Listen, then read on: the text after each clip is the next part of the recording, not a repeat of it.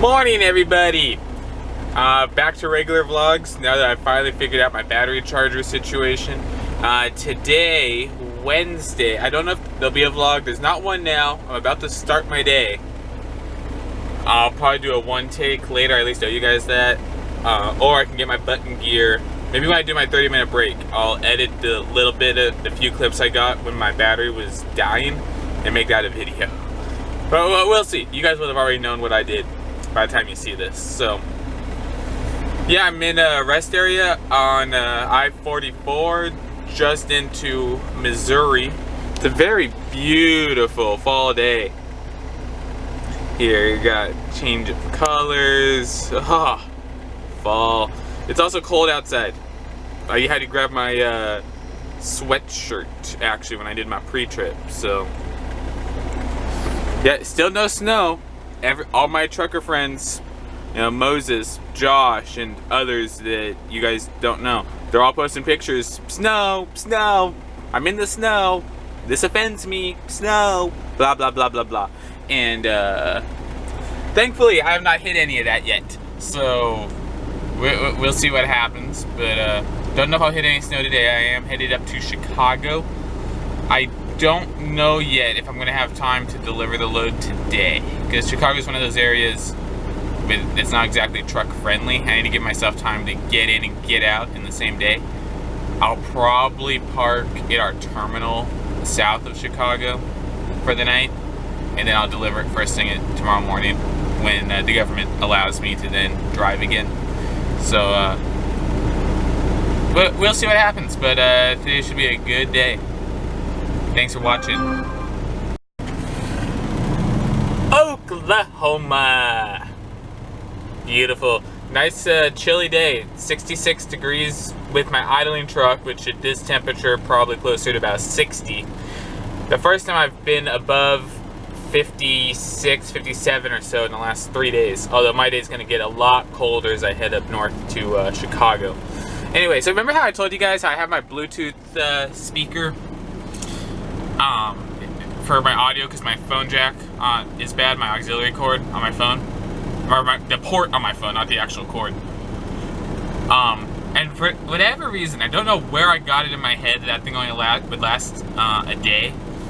I actually ran out of power this morning on it, so that means it was used for approximately 2,000 miles of driving, and on a full charge. It was fully charged when I started. And on one charge, and it charges quickly too. It only takes an hour and a half, 2 hours to charge. So note to self, about every 3 to 4 days I gotta plug it into charge when I'm taking my break, and I'll be good to go.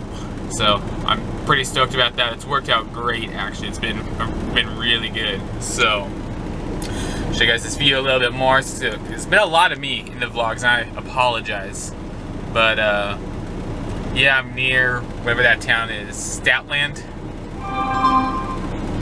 I got a message from someone.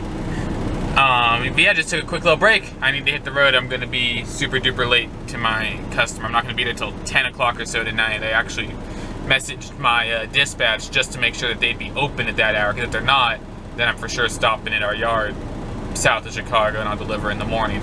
Or better yet, I'll drop it for someone else to deliver and I get a load with miles, because more miles equals pay. Equals more pay.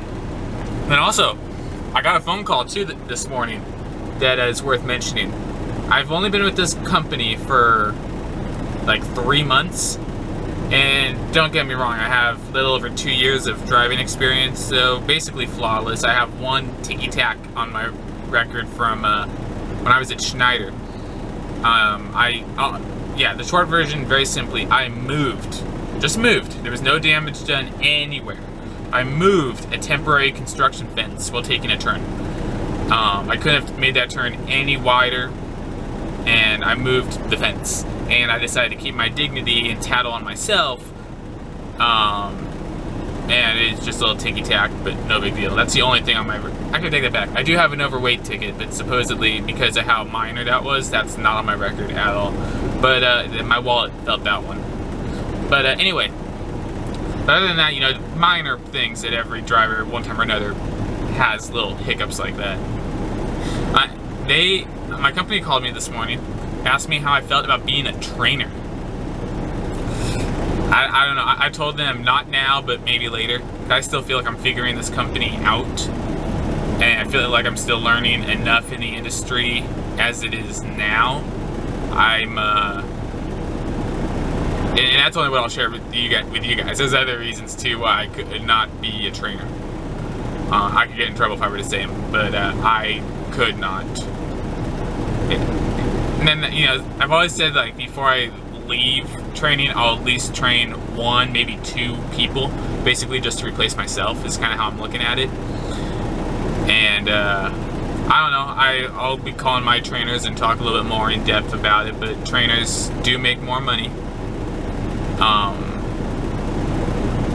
I'd be taking a pay cut for a week to do a normal week in the truck pay versus a week of training in a classroom at one of our terminals pay. It's not, you know, it's not really comparable. So not that's just a 1 week thing. So I don't know. Well, we'll see. It's something to think about and to discuss. You know, I could do it. I just have a lot of bad habits I would not exactly want to pass on to future truck drivers. But that's it. I need to shut up and get back on the road, guys. I will talk to you guys soon. Alright, guys. We've done driving for the day. I'm just outside Chicago, right outside O'Hare Airport. I'm supposed to drop this trailer, but because empties in the area are scarce and I need an empty to pick up my next load, they're just gonna live unload me in the morning. So hopefully I'm not here forever, but we'll see what happens. Alright guys, I want to end this video, talk about something a little different. Hopefully I don't stir the pot. That's not my intent with this. We're going to talk politics a little bit, or I'm going to talk politics and you guys are going to listen if you so choose. But I was listening to the radio tonight, driving in here to Chicago, and the host was talking about how it's been a year since the American people voted and elected Donald Trump as president. And he was asking about where we were that day, and I started thinking about it. It's like I remember that night. I was picking up at a customer in Southern California. That always happens when I vlog. Anything exciting? Oh, the little one taker that you guys have already seen is uploaded. Anyway, it was my first high value load as a truck driver that night. I got there like 5 minutes late, and because of that, I was then a work-in to get loaded. Just they'd get to me whenever they'd get to me. So I found, and I couldn't wait on their property either. So thankfully, I was able to find an area across the street. Wow, dry mouth. And waited. In about every, 20 seconds, I'm refreshing the page on Google for election results, and it was a very interesting night. I talked to one of my buddies who now I'd say he's a liberal. At the time, he's probably a moderate, but he's definitely made some changes politically. And we were talking basically who was going to be the first person to say, Trump won this state or Hillary took this state or whatever, and then talked about some of the other things too, like the state of California being, the greatest state ever, banned plastic bags, banned single-use plastic bags, like what you see everywhere. Now you can buy a bag for 10 cents that's like 4 times as thick because they think you'll use it multiple times. The original ones are good for multiple uses. I don't think I've ever used a plastic bag once, unless it's torn and can't be used for anything practically. But anyway, back to election night, and I was pretty much on team not anti-Hillary, not Hillary, whatever. I did vote for Trump because I believe too much in electability, which would be either Trump or Hillary, and it's pretty simple. Just to vote for Hillary, I would not have been able to sleep at night. I wouldn't have been able to live with myself. Trump, there's a lot of stuff he does that I personally believe is great for the country. There's also, I'd say, quite a few things he does that kind of makes me wonder, what in the world? Like, huh? So that's kind of more where I stand, and I don't want to turn this into a political debate or discussion. I'm just going to tell you guys where I'm coming from, my mindset. And if you want to pick a fight with me, that's cool. I'm not going to respond to that. So anyways, I finally get called into a dock. I get my load of super duper high value freight. It was almost like $500,000 worth of product in my trailer. At least based on what the website, but the place I was taking it to, what the price of the units on their website was about $500,000. It was a very expensive load. And when I went to check out, the desk was ran by Hispanics. There were 2 females, 2 males, and one of the females was in tears. And I'm just kind of more relieved that Hillary didn't win at that point, was the best way to describe how I felt.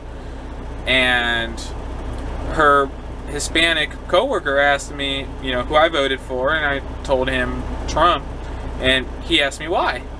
And I pretty much told him I just told you guys that I would not be able to live with Hillary, but I also wanted to make a point that I don't think he's as bad as what the media, and particularly the mainstream media, was making him out to be at that time. And the co-worker, the girl who was crying, asked me why. I told her, it's like, I don't get my news from the mainstream media. I watch the little guys that people don't pay much attention to. You know, I was like, like, now, this wasn't the case then, but it's the case now. I'll keep tabs on the mainstream media a little bit. I don't give the news a whole lot of my time, but I do kind of want to know what are the liberal people saying, what are the conservative people on Fox saying. Then there's the little guys that I look to. Basically the small independent no-names is who I look to for information. But I kind of like to have a good, well-rounded picture of what's going on. And I told her, it's like, give the guy a chance.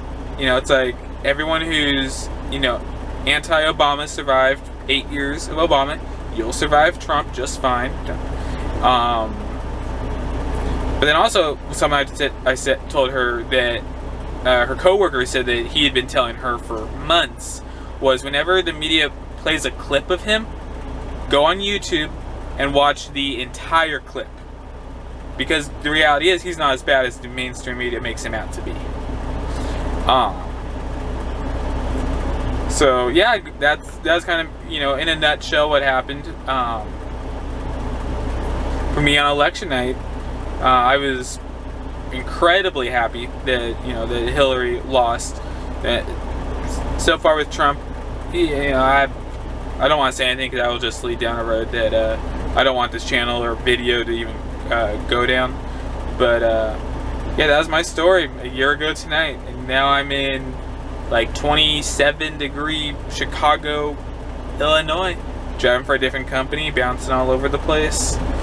So can't really complain. That's gonna be it for this video, guys. I really appreciate you guys hanging out with me through this little oops of just young vlogger problems.